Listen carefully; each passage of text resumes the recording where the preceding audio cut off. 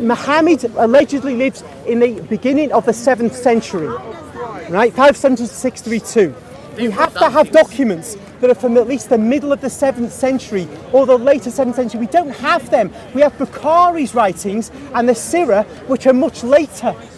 They're too far distant from the events they describe to be valid. But no Western historian looks at historical events based upon documents written centuries after the events they purport to describe. Isn't that for all religions?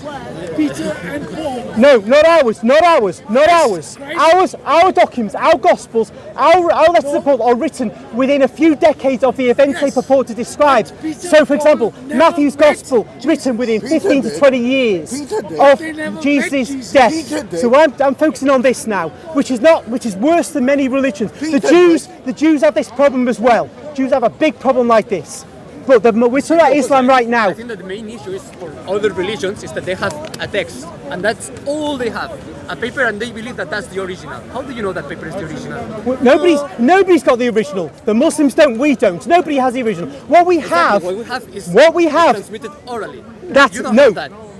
How are you seriously saying that the documents we have from the 1st century AD are inferior, which tell us about Jesus, inferior to what you've got from 200 to 250 years later, which is orally transmitted over 2.5 centuries? An imam that has the Quran memorized nowadays, that can track it back to the mouth of the Prophet ﷺ, he has it more accurate than what you have looking at. But I already looked at your hadith and said there are great holes in the allegation that you had oral transmission from the beginning. So what you've got is not just the Quran. Islam is not the Quran. Islam is this. It's a hadith. Because don't forget, the Quran could be anything. It doesn't mention Muhammad's name except once or twice in the Quran, correct? I don't know exactly the name, but okay, it's just no more than 4 times he mentioned. It doesn't tell you what kind of person Muhammad is. It doesn't tell you. If it says he's a prophet, that doesn't tell us the nature of the point of the hadith so, of Islam, I agree. And the Quran, it gives us some information about doctrine, that's true, but it doesn't give us Islam, all the vast amount of information you need to have Islam. You get that through the hadith. Yeah. So if the hadith are actually not historically based, then the whole religion is not.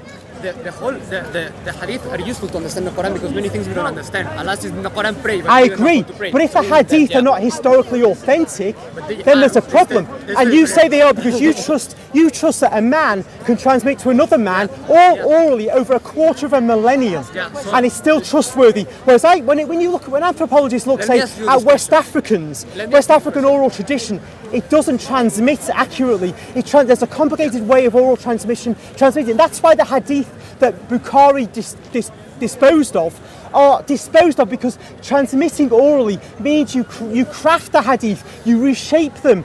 That's what Western studying of hadith has shown. Yeah, and hadith that does show that. So that you reject hadith that I reject anything that says you can have an accurate. I reject. Okay, yeah, but you're saying that you still can transmit. You're still transmitting orally over 2 centuries or more. No culture does that. Why should suddenly Islam? Why should the Arabs be special compared to other primitive societies that they can accurately orally transmit over 2 centuries when West Africans never could? Oh, one moment. Let's not lose the thread. Yeah. Let me ask you a question. Well, okay. So this is not answerable. Go on.